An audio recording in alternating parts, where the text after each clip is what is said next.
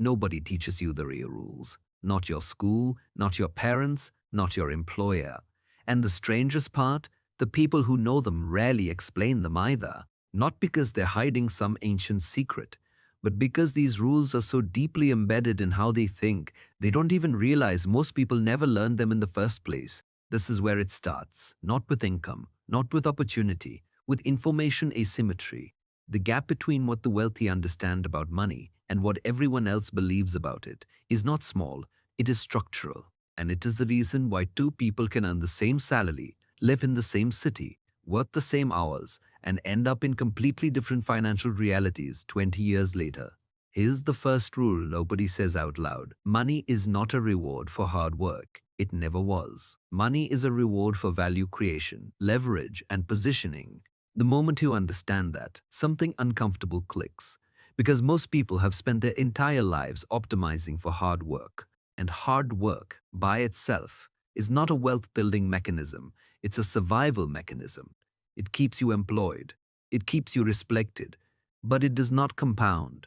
This is where most people fail. They confuse effort with progress. They measure their financial health by how busy they are, how tired they feel, how many hours they logged. But the system doesn't reward effort, it rewards outcomes. And outcomes are determined by how well you understand leverage, the ability to make money work independently of your time.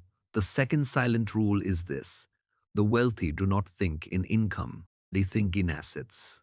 When an average person gets a raise, the first question is, what can I buy now? When a wealthy person increases their cash flow, the first question is, what can I acquire that will generate more?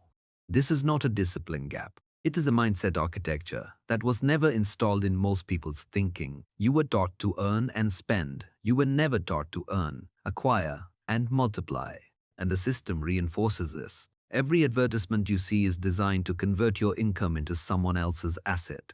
Every consumer product, every subscription, every upgrade is a mechanism to ensure that wealth flows upward while the middle class stays in motion, always moving, rarely advancing. You think you're making progress, but you're actually maintaining someone else's leverage. Now here's the uncomfortable truth most people never sit with long enough. Your financial behavior is largely predictable, not because you're unintelligent, but because you were never taught pattern interruption. The system doesn't need you to be poor.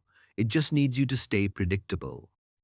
Predictable spending, predictable borrowing, predictable belief that next year will be slightly better than this year if you just work a little harder. The third silent rule operates underneath all of this. Access is everything, and access is not equal.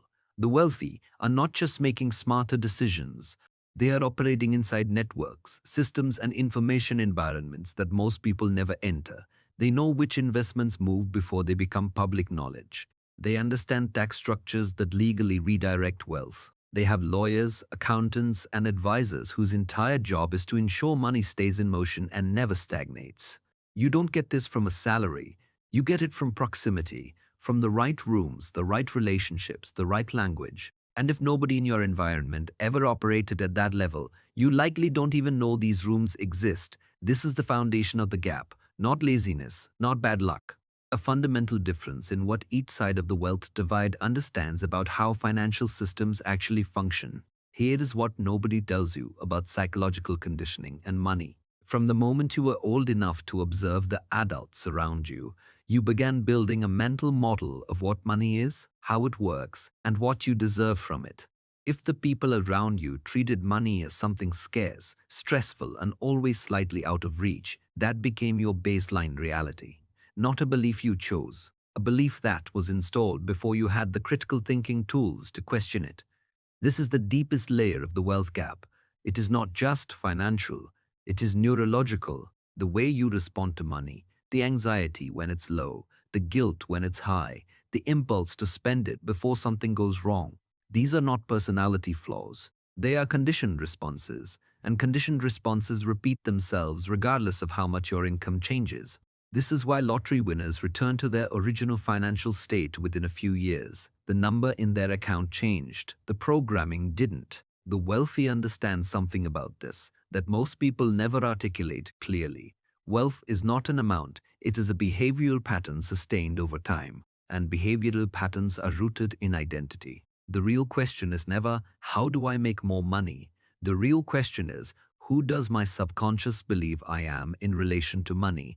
Because your financial life will always find a way to match that internal answer, regardless of external circumstances. Now look at the real world pattern this creates. A person breaks through financially, gets a better job, starts a business, makes a smart investment, and then, almost invisibly, the self-sabotage begins. They overspend to relieve the unfamiliar pressure of having more. They make impulsive decisions to escape the discomfort of sustained discipline. They unconsciously recreate financial stress because financial stress, strangely, feels familiar. Familiar feels safe. Even when safe is keeping you broke. You think you're making progress, but you're actually circling back. Not because success isn't possible, but because nobody taught you how to psychologically hold wealth once it arrives. Here is the mind shift moment. The rich are not more deserving. They are not always more talented. But they have, through environment, mentorship, or deliberate re-education, developed a relationship with money that is fundamentally different from the one most people carry. They are comfortable holding wealth without spending it into relief. They are comfortable with delayed returns. They are comfortable being misunderstood by people who measure success by visible consumption. That comfort is the real asset. Everything else is just a consequence of it. The financial system at its core is a behavioral system. It extracts money efficiently from people who have never examined their own patterns, and it accumulates wealth quietly in the hands of those who have. This is not a conspiracy. It is a design, and designs favor those who understand them. So the final truth is this. The silent rules rich people never explain are not secret formulas or insider codes. They are a fundamentally different way of seeing money as a tool, not a reward. Assets over income, leverage over labor, identity over strategy, access over effort, and above everything else, the psychological capacity to hold a different relationship with wealth than the one you are handed at birth.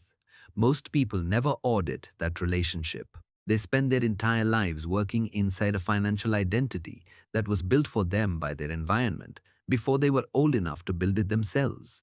And the system counts on exactly that.